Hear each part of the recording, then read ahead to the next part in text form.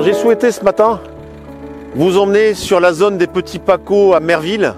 Merville, ville de 10 000 habitants avec un taux de demandeurs d'emploi plus important que la moyenne de la 15e circonscription. Dans mes fonctions de président de la communauté de communes Flandre-Lys, j'ai décidé avec mes collègues de percuter très fortement les entreprises, le territoire, bien sûr dans le bon sens du terme, c'est-à-dire comment lancer des actions extrêmement dynamiques pour créer de l'emploi, pour faire revenir des entreprises sur ce territoire. Et vous avez le résultat autour de moi. Vous voyez ces chantiers, c'est près de 10 millions d'euros d'investissement en cours actuellement. C'est près de 140 emplois qui vont arriver sur le territoire. Le développement économique, ça doit être la priorité des députés. Je pense qu'il est très important de faire entrer sur les bancs de l'Assemblée nationale des gens qui sont issus du monde de l'entreprise. J'ai commencé ma carrière comme opérateur basique, je l'ai terminé parce que j'ai eu la chance de pouvoir faire des cours du soir et je me suis investi sur un poste de cadre en production.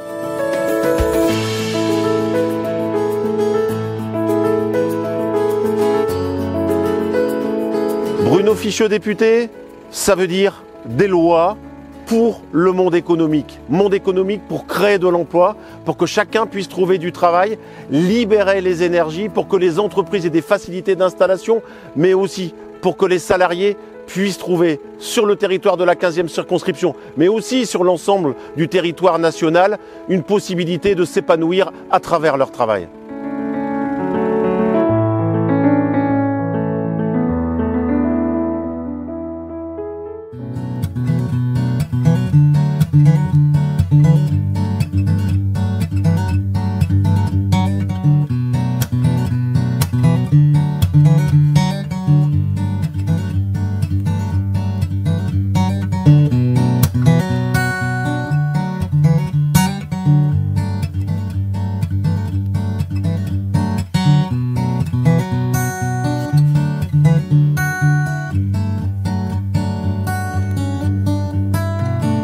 Alors nous voilà au cœur de notre circonscription, une circonscription rurale avec ce qui fait la beauté de notre cadre de vie, des champs, des exploitations agricoles, des hameaux, des villes de taille moyenne.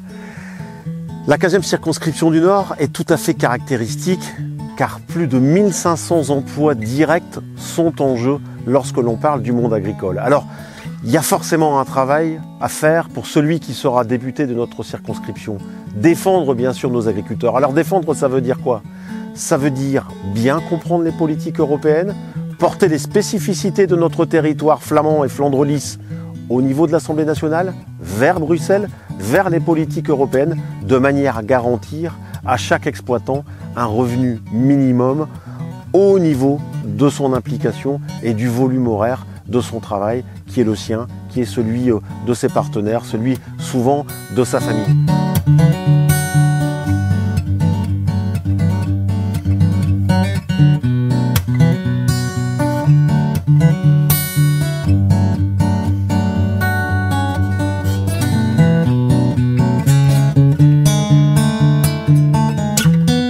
Alors, attention à la pression foncière, ça, on peut le gérer avec les instruments comme le schéma de cohérence et d'orientation territoriale.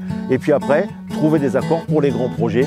Par exemple, la 642 Rennes-Strasbourg, il faudra consommer du foncier agricole. Eh bien, il faut que la SAFER fasse son travail et redonner le foncier agricole aux exploitants qui l'auront perdu ou tout au moins pour partie.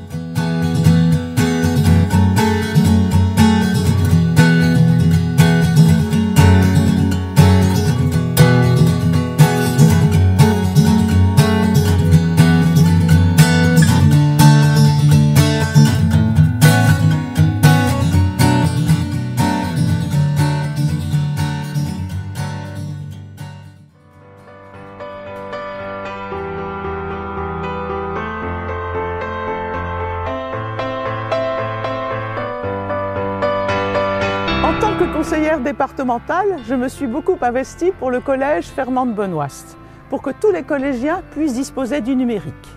Voilà, c'est chose faite. Évidemment, il y a encore beaucoup de choses à faire.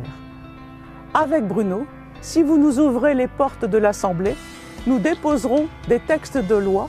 Nous demanderons que les rythmes scolaires soient changés, parce que nous préférons que les élèves soient devant les professeurs plutôt que devant un animateur, si bien soit-il. Nous sommes contre le collège unique, parce que trop d'élèves sortent de 3e sans être armés pour la vie. Ils sont déscolarisés.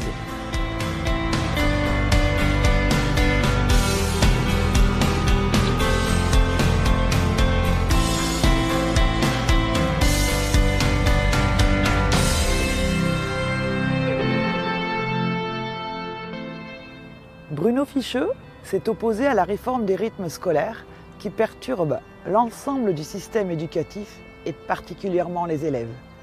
Les écoliers doivent retrouver du temps devant leurs professeurs diplômés de l'éducation nationale et compétents. Le calendrier et les horaires de l'école doivent s'adapter pour permettre aux enfants les meilleures conditions d'apprentissage. Ces objectifs, Bruno Ficheux et Catherine Despelchin les porteront au sein de l'Assemblée nationale afin d'offrir aux enfants les meilleurs facteurs de réussite.